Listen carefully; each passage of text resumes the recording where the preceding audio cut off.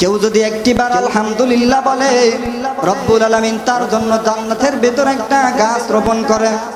মুসলমান ভাইরা আমার, এমন গাছ রোপণ করেন রব্বুল আলামিন, যে গাছের ছায়া একটা দ্রুতগামী ঘোড়া, একটা তেজস্বী ঘোড়া, যুদ্ধের ময়দানে যে ঘোড়াগুলো ব্যবহার করা হয়, ওই ঘোড়া যদি ওই জান্নাতের গাছের ছায়ার এক পাশ থেকে যদি দৌড়ানো শুরু করে, দৌড়াতে দৌড়াতে সে যদি 500 বছর দৌড়ায়, সে ওই গাছের ছায়া অতিক্রম করতে পারবে না। সুবহানাল্লাহ বলেন। এত ফায়দা রব্বুল আলামিন আমাদেরকে দিয়েছেন, কত নিয়ামত আল্লাহ তাআলা আমাদেরকে দিয়েছেন, আমরা একটিবারও ভাবি না। এত ফায়দা রব্বুল আলামিন আমাদেরকে দিলেন, একটিবার আলহামদুলিল্লাহ বলার কারণে জান্নাতের ভিতরে একটা গাছ রোপণ করেন। শুধু তাই না, একটিবার আলহামদুলিল্লাহ বলে, কোন বান্দা যদি একটিবার আলহামদুলিল্লাহ বলে, এই আলহামদুলিল্লাহর ভিতরে যতগুলো হরফ থাকে, সেই হরফের বিনিময়ে রব্বুল আলামিন 10টি করে নেকি দেন। তাই বলে যদি 10টি আলহামদুলিল্লাহর ভিতরে যদি 19টি হরফ থাকে, 190টি হরফ নেকি আল্লাহ রব্বুল আলামিন আমাদের আমলনামায় দিবেন। এজন্য সবসময় সেই মহান রব্বুল আলামিনের নিয়ামতের শুকরিয়া আদায় করতে হবে।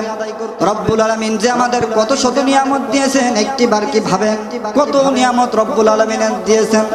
এজন্য এই নিয়ামতের শুকরিয়া আদায় করতে হবে। রব্বুল আলামিন কত শত নিয়ামত দিয়েছেন, একটিবার ভাবেন নিয়ামতের শুকরিয়া আদায় করবেন কিভাবে। নিয়ামতের শুকরিয়া আদায় করবেন, আলহামদুলিল্লাহ বলবেন। শুধু তাই না, তার ইবাদত বন্দেগি করতে হবে। ইবাদত বন্দেগি কি? ইবাদত নামাজ আদায় করতে হবে। আকিমিস সালাহ, নামাজ কায়েম করতে হবে। এই নামাজ জামাতের সহিত আদায় করতে হবে। মান তারাকা সালাতাম মুতাআম্মিদান ফাকাদ কাফারা, যে ব্যক্তি ইচ্ছাকৃতভাবে এককৃত নামাজ কাজা করে, সেজন্য একটি কুফরি করলো। লা দিনা লিমান লা সালাতা লাহু। আর আপনি যদি নামাজ না পড়ে, আপনি যদি মুসলমান বলে দাবি করেন, বিশ্বাস করেন, আপনি যদি নামাজ না আদায় করে থাকেন, তাহলে মুসলমানের কোনো দাম আপনার আল্লাহর খাতায় নাই। পরিষ্কার কথা, আপনার নাম পাসপোর্টে মুসলমান থাকতে পারে, ভোটার লিস্টে আপনার নাম মুসলমান থাকতে পারে, আদমশুমারিতে আপনার নাম গণনার সময় মুসলমান থাকতে পারে, এমনকি আপনার নাম সার্টিফিকেটের ভেতরে স্পষ্ট ভাষায় আপনার নাম মুসলমান থাকতে পারে। বিশ্বাস করেন, আপনি যদি নামাজ না আদায় করেন, আল্লাহর খাতায় আপনার নাম মুসলমান না। লা দীনা লিমান লা সালাতা লাহু, যার কাছে নামাজ নাই, তার কাছে দিন নাই, ঈমান নাই, কিছুই নাই। আউয়ালু মা ইউহাসাবু বিল আবদু ইয়াউমাল কিয়ামাতিস সালাহ, কাল কিয়ামতের ময়দানে যার নামাজের হিসাব হইবে, যার নামাজের হিসাব সহজ হয়ে যাবে, তার সমস্ত হিসাব আল্লাহ রাব্বুল আলামিন সহজ করে দিবেন। আর মিফতাহুল জান্নাতিস সালাহ, নামাজ বেহেশতের চাবি। আপনি যদি নামাজ আদায় করেন, নামাজ যদি আপনি না আদায় করে থাকেন, বিশ্বাস করেন আল্লাহর জান্নাতে আপনি যেতে পারবেন না। এজন্য নামাজ আদায় করতে হবে। এখন আপনাদের প্রশ্ন হতে পারে, নামাজ আদায় করলে কি লাভ? নামাজ সমস্ত পাপাচার থেকে আপনাকে ফিরাবে। আপনি যদি নামাজ আদায় করে থাকেন, আল্লাহ রাব্বুল আলামিন বলেন, ইন্নাস সালাতা তানহা আনিল ফাহশাই ওয়াল মুনকার। আল্লাহ রাব্বুল আলামিন বলেন, নামাজ সমস্ত অশ্লীল ফাহিশা কাজ, বাজে কাজ থেকে ফিরিয়ে আনবে। এজন্য নামাজ আপনাদের আদায় করা লাগবে। নামাজ যদি আপনি আদায় করেন, সমস্ত ফাহিশা কাজ থেকে আপনাকে ফিরিয়ে আনবে। কিন্তু এই নামাজ আপনাকে নামাজের মতো নামাজ আদায় করতে হবে। নামাজের মতো নামাজ মানে কি? নামাজের মতো নামাজ মানে এই নামাজ যখন আপনি পড়বেন, ইহদিনাস সিরাতাল মুস্তাকিম, নামাজের ভিতরে আপনি বলছেন, হে আল্লাহ আমাকে সরল সঠিক পথ দেখাও। আর আপনি বাইরে গিয়ে বাজারে গিয়ে গিবাত করতেছেন, চায়ের দোকানে বসে গিবাত করতেছেন, জমির আইল ঠেলতেছেন, ওজনে কম দিচ্ছেন, খাদ্যে ভেজাল দিচ্ছেন, মাছে ফরমালিন দিচ্ছেন, ওই নামাজ আপনার জান্নাতে যাওয়ার কারণ হবে না। ওই নামাজ আপনাকে জাহান্নামে যাওয়ার কারণ হবে। এজন্য নামাজ পড়বেন, নামাজের মতো নামাজ পড়বেন। নামাজে যখন যাবেন, রবের দরবারে যখন যাবেন, ছেঁড়া পোশাক পরে যাবেন না। নামাজে যখন যাবেন, উত্তম পোশাকটা পরে যাওয়ার চেষ্টা করবেন। আমার ভাইয়েরা, আমার আব্বাজানেরা, আমি অনেক মানুষকে দেখেছি নামাজে যখন যায় তখন গামছা এক কান ঘাড়ে দিয়ে যায়, ছেঁড়া পোশাক পরিধান করে যায়। আর নিজের যখন শ্বশুর বাড়ি যায় তখন সেজে গুজে যায়, এমনকি বাজার ঘাটে যখন যায় তখন কি সুন্দর পরিপাটি হয়ে যায়। আর অথচ নামাজে যখন আসে তখন ছেঁড়া পোশাক পরে আসে। মনে রাখবেন, ওয়াসজুদু ওয়াকতারিব, বান্দা যখন সিজদা দেয়, সে যখন আল্লাহর কুদরতি পায় সিজদা দেয়। মুসা আলাইহিস সালাম আল্লাহর সাথে যখন কথা বলেছিলেন, তখন কিন্তু একটা পর্দার আড়াল থেকে কথা বলেছিলেন। কিন্তু আমার রাসূল বলছেন, রাসূলের উম্মত যারা যারা যখন বান্দার সাথে সাক্ষাৎ করে নামাজ পড়ে, তার বান্দার আর নামাজ আল্লাহর মাঝে কোনো পর্দা থাকে না। এজন্য নামাজ পড়বেন নামাজের মতো, এই নামাজ পড়বেন জামাতের সহিত। এই নামাজ যখন সমাজের ভিতর কায়েম হয়ে যাবে, কায়েম করার দায়িত্ব কার? আল্লাহ রাব্বুল আলামিন স্পষ্ট ভাষায় বলে দিলেন। আল্লাহ রাব্বুল আলামিন বলেন, নামাজ কায়েম করবে গভর্নমেন্ট। আল্লাযীনা ইম্মাক্কান্নাহুম ফিল আরদি ইয়াকামুস সালাহ। আল্লাহ রাব্বুল আলামিন বলেন, ইসলামী সরকার যদি ক্ষমতায় যায়, তারা 4 দফা কাজ করে। আকিমিস সালাহ, তারা নামাজ কায়েম করে, আর ওয়া আতুজ যাকাত, যাকাত আদায় করে। কোথায় আছে এই কথাগুলো? কোরআনে এবং হাদিসে আছে। কোরআন থেকে বলছি, এই কোরআন আপনাদের পড়তে হবে। এই কোরআন সমাজের ভিতর মানুষ পড়ে না, কোরআন সম্পর্কে আমাদের কোনো ধারণা নাই। আমার ভাইরা, একটু মনোযোগ দিয়ে কথাগুলো শোনেন।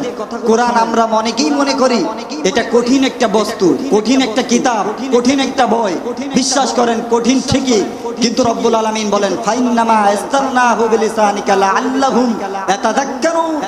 আমি এই কিতাব আমার ভাষায়, তোমার ভাষায় সহজ করে দিয়েছে। কোন সুবহানাল্লাহ। শুধু তাই না, রব্বুল আলামিন বলেন, ওয়ালাকাদ ইয়াসসারনাল কুরআনা লিযিকরি ফাহাল মিন মুদ্দাকির। জোরে বলুন আল্লাহু আকবার।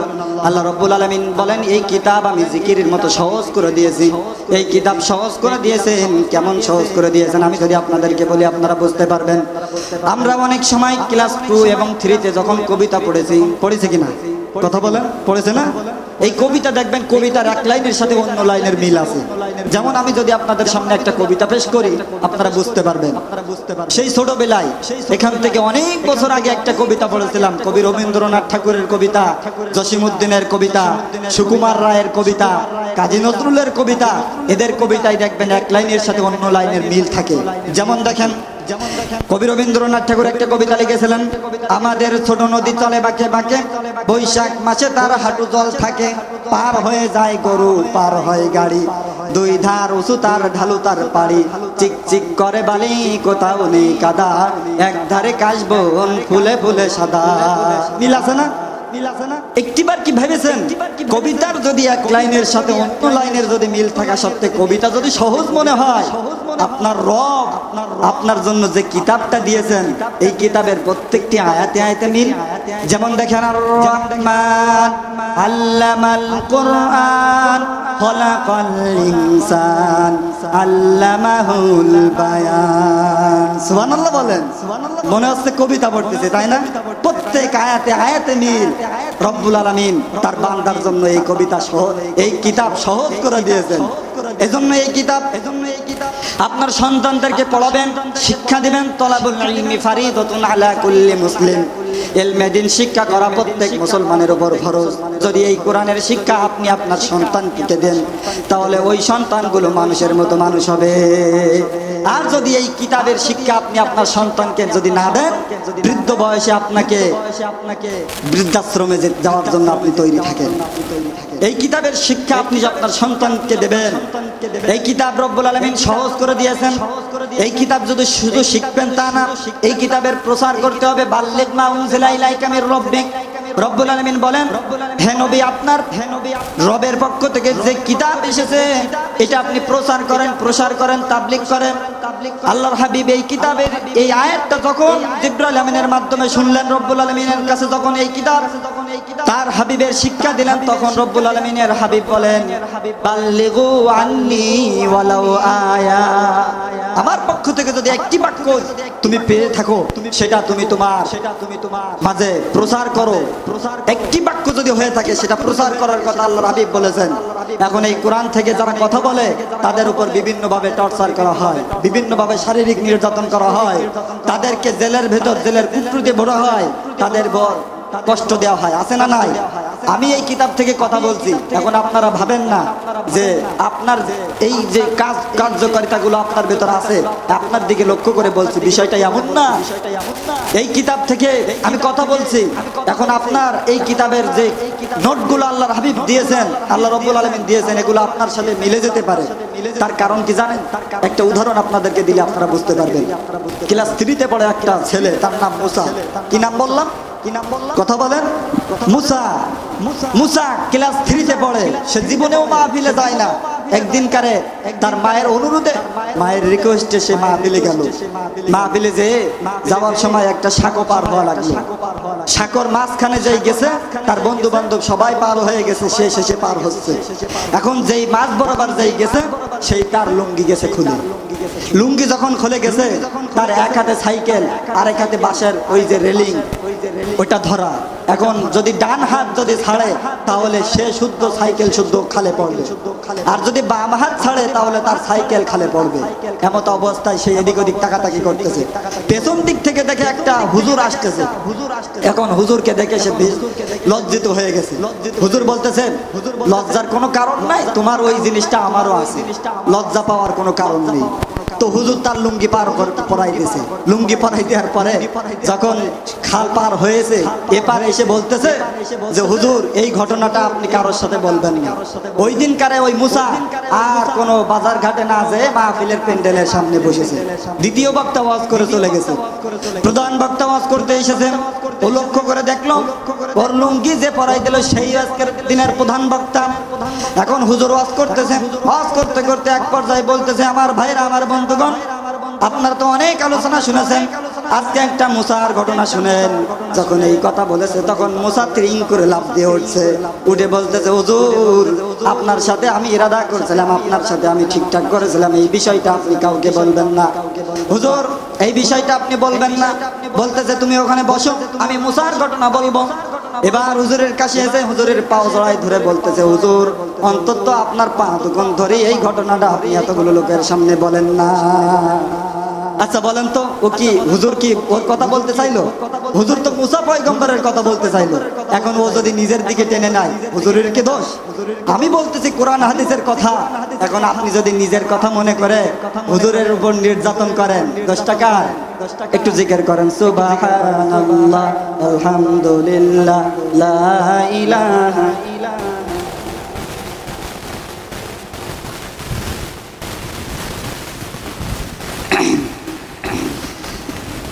সম্মানিত ভাইরা, এরকম হুজুরদের উপর নির্যাতন করা যাবে না।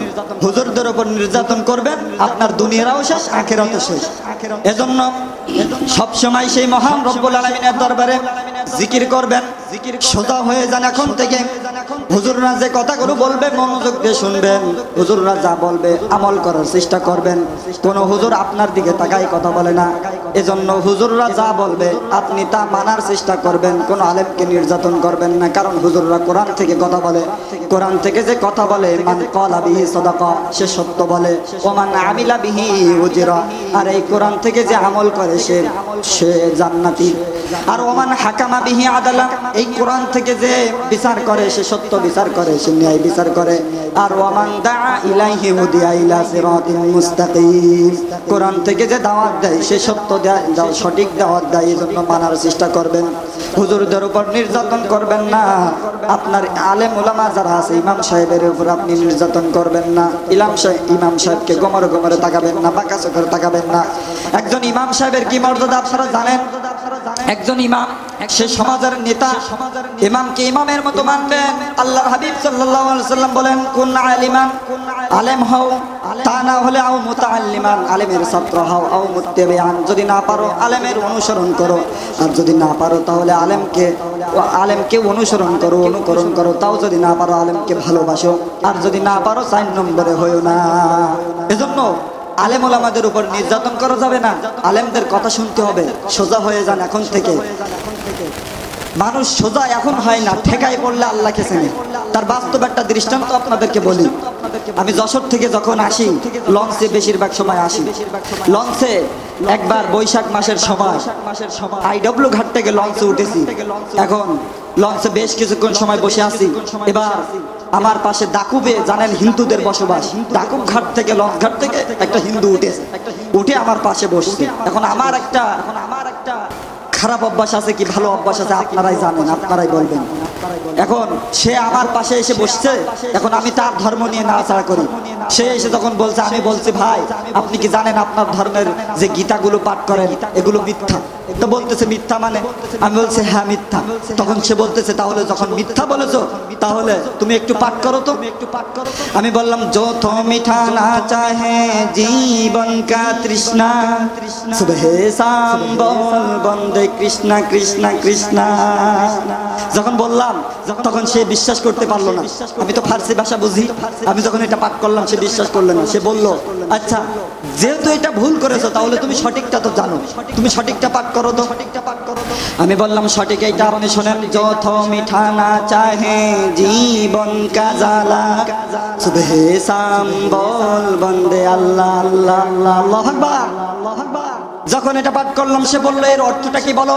আমি বললাম যত মিঠা না চাহে, যত মিঠা না চাহে, যদি মিটাতে চাও জীবন কা তৃষ্ণা, তোমরা বলো জীবনের তৃষ্ণা, সুবহে শাম সকাল সন্ধ্যা, বল বন্দে বল বান্দা কৃষ্ণা কৃষ্ণা, এটা ভুল। তাহলে সঠিকটা কি? সঠিকটা আমি আবারও পাঠ করলাম, যত মিঠা না চাহে জীবন কা জ্বালা, যত মিঠা না চাহে, যদি মিটাতে চাও জীবন কা জ্বালা, জীবনের জ্বালা, সুবহে শাম সকাল সন্ধ্যা, বল বন্দে বল বান্দা আল্লাহ আল্লাহ আল্লাহ। যখন এটা পাঠ করলাম সে চুপ, কিছুক্ষণ সময় চুপ হয়ে গেল। তারপরে সে কথা বললো না। বেশ কিছুক্ষণ পর আমি আল্লাহকে বললাম, আল্লাহ তুমি আমার একটা উপায় বের করে দাও, এই হিন্দু ধর্ম যে মিথ্যা আমি এটা যেন একে বোঝাতে পারি। আমার ইসলাম ধর্ম ইন্না দীনা ইনদাল্লাহিল ইসলাম, তুমি তো বলেছো ইসলাম ধর্ম সত্য, আল্লাহ এটা আমি যেন বোঝাতে পারি। এবার কিছুক্ষণ পর আমি যাচ্ছি, আপনাদের শিবসা নদী এসে পড়লো। শিবসা নদী তো অনেক বড় নদী। বৈশাখ মাসের সময় যখন যাচ্ছিলাম, এখন বৈশাখ মাসের সময় একটু জিকির করেন, সুবহানাল্লাহ আলহামদুলিল্লাহ।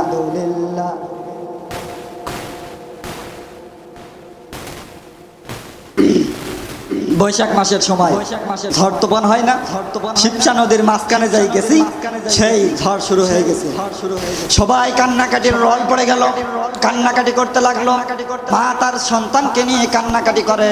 লঞ্চে একবার ডানে ঝুঁকে যায়, একবার বামে ঝুঁকে যায়, এভাবে করতে করতে এক পর্যায়ে পানি হবে, পানির ব্যবস্থা করা যাবে, এক পর্যায়ে লঞ্চের ভেতরে এমন ভাবে ঝড় শুরু হয়ে গেল, মানুষজন কান্নাকাটি করতে লাগলো। আমিও ভয়ভীত হয়ে গেলাম। আমি ভয় পেয়ে দোয়া ইউনুস পড়তে লাগলাম। দোয়া ইউনুস পড়তে পড়তে যখন পড়তেছি তখন ওই হিন্দু দাদা বাবাজি আমার পাশে, সেও চুপ নাই, সে বলতেছে লা ইলাহা ইল্লাল্লাহ মুহাম্মাদুর রাসূলুল্লাহ, এভাবে বলতে লাগলো। যখন নদী পার হয়ে গেল, হঠাৎ যাওয়ার পরে বলতেছি, দাদা বাবাজি আপনি তো বললেন হিন্দু, আপনি তো বললেন আপনার ধর্ম সত্য, তাহলে আপনি এই সময় কেন বললেন লা ইলাহা ইল্লাল্লাহ? আপনি কেন গীতা পাঠ করলেন না? আপনি কেন রামায়ণ পাঠ করলেন না? আপনি আপনার ঠাকুরকে কেন জপলেন না, ডাকলেন না? তখন বলতেছে, আমার বাবাজি শোনো, সেই 1971 সালে মুক্তিযোদ্ধার হাত থেকে, পাকিস্তানি মিলিটারির হাত থেকে বাঁচার জন্য আমি এই লা ইলাহা ইল্লাল্লাহ বাঁচাই মুখস্থ করে রাখছিলাম। তখন লা ইলাহা ইল্লাল্লাহ যখন বলতাম তখন কিন্তু আমাকে এই ঠাকুর আমার রক্ষা করতো না, লা ইলাহা ইল্লাল্লাহ আমাকে বাঁচাতো। এজন্য আজকে আমি মুখস্থ করে রাখছি যেন এই ঠাকুর আমাকে রক্ষা করবে না, রক্ষা করতে পারে আল্লাহ। এজন্য আল্লাহকে সবসময় ডাকবেন, সুবহানাল্লাহ আলহামদুলিল্লাহ লা ইলাহা ইল্লাল্লাহ।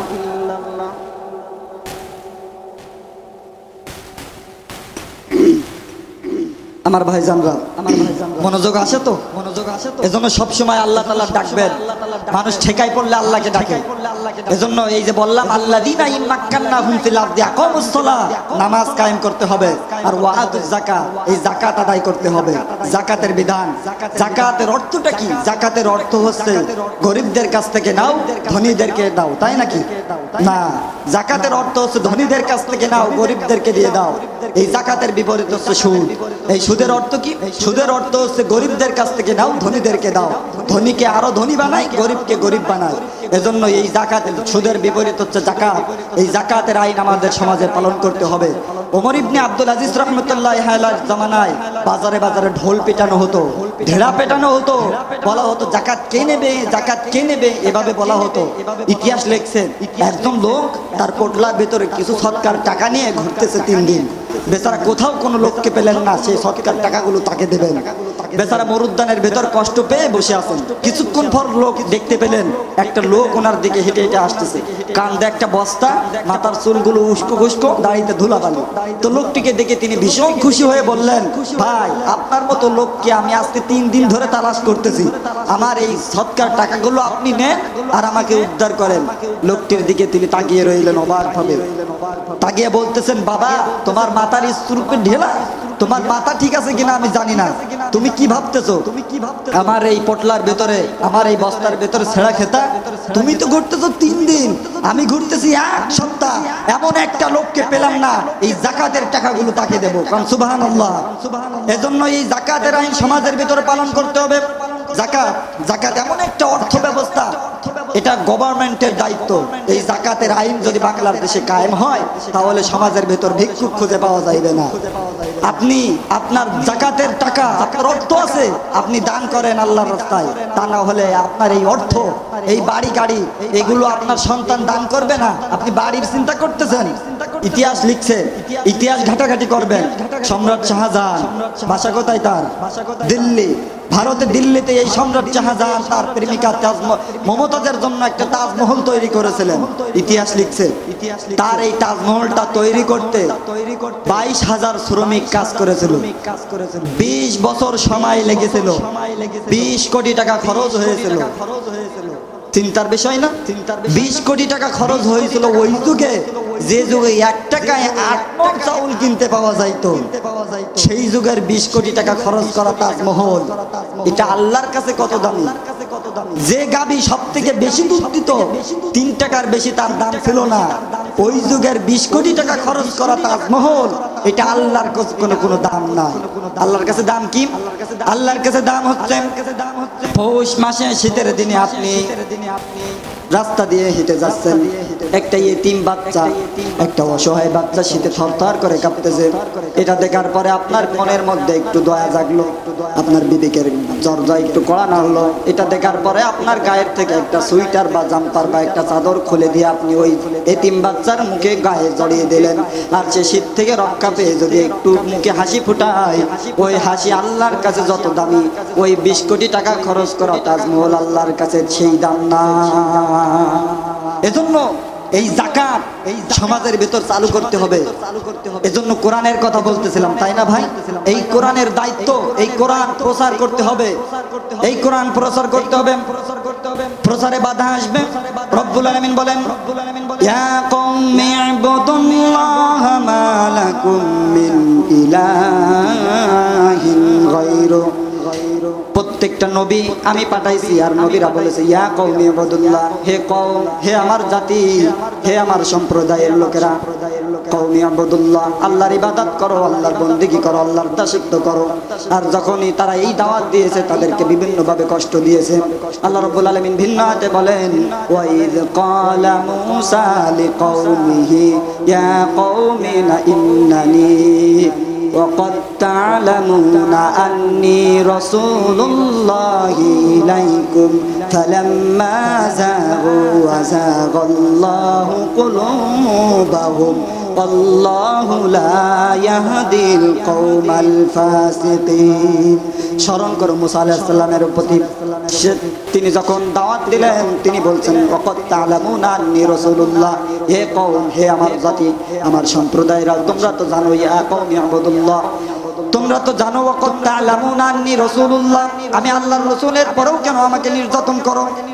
এভাবে যখন মুসা আলাইহিস সালাম বললেন, মুসা আলাইহিস সালামকে আল্লাহ রাব্বুল আলামিন ফিরআউনের কাছে পাঠালেন। ফিরআউনের কাছে গিয়ে যখন তিনি দাওয়াত দিলেন, ফিরআউন বললেন, হে মুসা, আনা রব্বুকুমুল আ'লা, আমি তো বড় খোদা, তুমি তোমার খোদার দাওয়াত আমার সামনে দিবে না।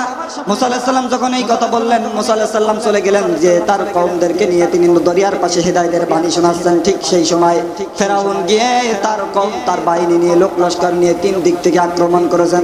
মুসা আলাইহিস সালাম যে তার কওম ছিলেন, তারা বলছেন, ইয়া মুসা ইন্না লামুদরাকুন, হে মুসা, আমরা তো ভয় পেয়ে গেলাম, আমরা তো পাকড়াও হয়ে গেলাম, ফিরআউনের বাহিনীর হাতে ধরা পড়ে গেলাম। মুসা আলাইহিস সালাম কি বললেন? ইয়া মুসা, মুসা আলাইহিস সালাম বললেন কাল্লা, কখনো নাই, রব্বি সায়াহদিন, আমার রব, আমার আল্লাহ আমার পথ বের করে দেবে। সুবহানাল্লাহ। এজন্য এটার নাম নবীর ঈমান। মুসা আলাইহিস সালামকে আল্লাহ রাব্বুল আলামিন রক্ষা করে বললেন, হে মুসা তোমার হাতে ওটা কি? মুসা আলাইহিস সালাম বললেন, হে আসয়, এটা একটা লাঠি, লাঠি দরিয়ার ভিতর আঘাত করো। দরিয়ার ভিতর আঘাত করতে দেরি, 12টা দলের জন্য 12টা রাস্তা হতে দেরি না। সুবহানাল্লাহ। এজন্য মুসা আলাইহিস সালাম যখন 12টা দলের জন্য রাস্তা হয়ে গেল, মুসা আলাইহিস সালাম রাস্তা দিয়ে যাওয়া শুরু করলেন। রাস্তার মাঝ বরাবর যাই গেলেন, ফেরাউন সেই নদীর কিনারায় এসে হাজির। সে তো দেখতেছে গ্র্যান্ড ট্রাঙ্ক রোড, সে মনে করলো হাই ওই রাস্তা, বাপদাদার সম্পদ মনে করে সে রাস্তা দিয়ে যাওয়া শুরু করলো। আল্লাহ মুসা আলাইহিস সালামকে ওই পার উঠাই নিলেন। এবার মুসা আলাইহিস সালাম যখন ওই পার চলে গেলেন, ফেরাউন মাঝখানে গিয়ে হাজির। আল্লাহর তো বেশি কথা বলার দরকার নাই। আল্লাহ রাব্বুল আলামিন বললেন কুন, কাব আর নুন দুইটা অক্ষরের মালিক, কুন বলতে দেরি, ফায়াকুন হইতে দেরি না। মুসা আলাইহিস সালামকে যখন ওই পার উঠাই নিলেন, তখন আল্লাহ রাব্বুল আলামিন ফেরাউনকে যখন বললেন নদী তুই আবার আগের অবস্থায় ফিরে যা। নদী এবার আগের অবস্থায় ফিরে গিয়েছে। ফেরাউনের বাহিনী যা ছিল সব শেষ। এবার ফেরাউন পানি খেতে খেতে পেটটা গেছে পোটলা মাছের মতো সাইজ হয়ে, টেপা মাছের মতো সাইজ হয়ে গেছে। এবার সে তখন দেখতেছে আর তো দিশেহারা না হয়ে সে বলতেছে এখন তো ঈমান আনা লাগবে। সে বলছে আমানতু আন্নাহু লা ইলাহা ইল্লাল্লাযী আমানাত বিহি বানু ইসরাঈল। তুই সারাটা জীবন আমার নবীকে জ্বালাইছিস, আমার গোলামদেরকে জ্বালাইছিস, তোরে বেটা আমি আর ছাড়বো না। কি করবো? ফালইয়াউমা নুনাজ্জিকা বিবাদানিকা লিতাকুনা লিমান খালফাকা আয়া। তোকে আমি আল্লাহ রাব্বুল আলামিন 11 নম্বর পারার 18 নম্বর পৃষ্ঠায় রব্বুল আলামিন ডাক দিয়ে বলেন তোকে আমি সুটকি বানায় রাখবো। কাল কিয়ামত পর্যন্ত কোন স্থলভাগের প্রাণী তোকে তোর দেহটা স্পর্শ করতে পারবে না, জলস্পর্শের কোন প্রাণী তোর দেহটা ক্ষতি করতে পারবে না। তোকে আমি আল্লাহ রাব্বুল আলামিন সুটকি বানায় রাখবো, যাতে করে আমার কোন বান্দা যদি তোর মতন ফিরাউন হয়ে তোর মতন আমার আল্লাহর সাথে যদি পাল্লা দিতে আসে, তোর থেকে যেন দেখে শিক্ষা নিতে পারে। এজন্য মিশর কায়কোবাদে যে দেখবেন ফেরাউনের লাশ এখনো সুটকি আছে, আছে না নাই? এজন্য এর থেকে শিক্ষা নিতে হবে আমাদেরকে। দিনের দাওয়াত দিতে গেলে কিন্তু বাধা আসবে, এই বাধাকে উপেক্ষা করে আমাদেরকে দিনের দাওয়াত দিতে হবে। আমার সম্মানিত ভাইরা, সর্বশেষ আপনাদের কাছে আমি আমার কিছু চাওয়া পাওয়া পেশ করব। যদি আপনাদের আমার চাওয়া পাওয়ার সাথে যদি মিল হয়ে যায়, একটু মেহেরবানি করে ঠিক বলবেন। পারবেন তো ইনশাল্লাহ? আমি চাই বাংলাদেশে কাঁদবে না আর কেউ তো দুঃখে, আমি চাই প্রতিটা মানুষ মিলে মিশে থাকবে সুখে। আমি চাই বাংলাদেশে কাঁদবে না আর কেউ তো দুঃখে, আমি চাই প্রতিটা মানুষ মিলে মিশে থাকবে সুখে। আমি চাই ভিক্ষুক হয়ে ঘুরবে না কেউ কারো দ্বারে, আমি চাই কাটবে না রাত কখনো কারো অনাহারে। আমি চাই ভিক্ষুক হয়ে ঘুরবে না কেউ কারো দ্বারে, আমি চাই কাটবে না রাত কখনো কারো অনাহারে। আমি চাই মাজলুমেরা ফেলবে না আর চোখের পানি, আমি চাই কোটের দ্বারে কাঁদবে না বিচারের বাণী। আমি চাই বাংলাদেশে কাঁদবে না আর কেউ তো দুঃখে, আমি চাই প্রতিটা মানুষ মিলে মিশে থাকবে সুখে। আমি চাই ধর্ষিতা বোন কাঁদবে না আর অন্ধকারে, আমি চাই সন্ত্রাসীরা ভালো হবে তওবা করে। আমি চাই ধর্ষিতা বোন কাঁদবে না আর অন্ধকারে, আমি চাই সন্ত্রাসীরা ভালো হবে তওবা করে। আমি চাই অধিকার নিয়ে খেলবে না কেউ সিনিমিনি, আমি চাই বুঝবে সবাই থাকবে না কেউ চিরদিনই। আমি চাই বাংলাদেশে কাঁদবে না আর কেউ তো দুঃখে, আমি চাই প্রতিটা মানুষ মিলে মিশে থাকবে সুখে। আজান হচ্ছে, আমরা হতো চেয়ারম্যানের কাছে যেতে হতো, এমপির কাছে যেতে হতো, এমনকি যদিও অনুমতি দেওয়া হতো, শেষ বেশ যেতে যেতে জুতোর তলা ক্ষয় হয়ে যেত, এরপরে অনুমতি দিত না। শেষ বেশ যখন অনুমতি দিত, তখন এরকম মাহফিল করতে গেলে পাশে মুনকার আর নাকির দুইজন সবসময় থাকতো, তাদের দিকে লক্ষ্য করে কথা বলতে হতো। আর আমাদের বক্তাদেরকে দোয়া ইউনুস পড়তে পড়তে মুখে সেদলা পড়ে যেত। আল্লাহর কি কুদরত! আল্লাহ আর দোয়া ইউনুস পড়ার 5 তারিখের পরে সরাসরি ইউনুসকে ক্ষমতা এনে দিয়েছে। এজন্য এই কোরআনের কথা খোলা মজলিসে আমাদেরকে বলতে হবে। যে কথা বলতেছিলাম, আর যুবকরা কিরকম মানুষ জানেন? এরা গান শোনার জন্য ব্যস্ত থাকে। গান পথে আসার সময় শুনি একজন যুবক মাইকে বাজাচ্ছে, একজন মানুষ হইয়া তুমি কয়জনারে বিলাও মন, উপর উপর দেখাও ভালা ভিতরে কয়লার মতন। মুখে বলো ভালোবাসি, অন্তর দিয়ে বাসো না। বন্ধু তোমার ভালোবাসার ধরন ভালো না, বন্ধু তোমার ভালোবাসার ধরন ভালো না। আমার ঘর আন্ধার করিয়া কার ঘরে দাও আলো, সরল মনটা নিয়ে কেন নিঠুর খেলা খেলো। নাউজুবিল্লাহ কন, নাউজুবিল্লাহ। আচ্ছা, এটা না গে এই গানকে আমি বললাম যুবক ভাই আপনি এটা কেন শোনেন, এই সমস্ত অশ্লীল বাক্য কেন শোনেন? তখন বলতেছে হুজুর সুরটা ভাল লাগে। তা আমি বললাম এই সুরে আমি অন্য গজল বানাই তো বলা যায়। যেমন দেখেন, একজন মানুষ হয় আল্লাহ তাআলার বান্দা, তুমি নামাজ কেন পড়ো না? কোরআনেরই বিধান দিয়ে জীবন কেন গড়ো না? আল্লাহ তাআলার বান্দা, তুমি নামাজ কেন পড়ো না? কোরআনেরই বিধান দিয়ে জীবন কেন গড়ো না? মুখে বলো বান্দা খোদার, অন্তর দিয়ে রাখো না। বন্ধু তুমি ডাকার মতো রবকে ডাকো না, বন্ধু তুমি ডাকার মতো রবকে ডাকো না। ঠিক কিনা বলেন? ঠিক কিনা?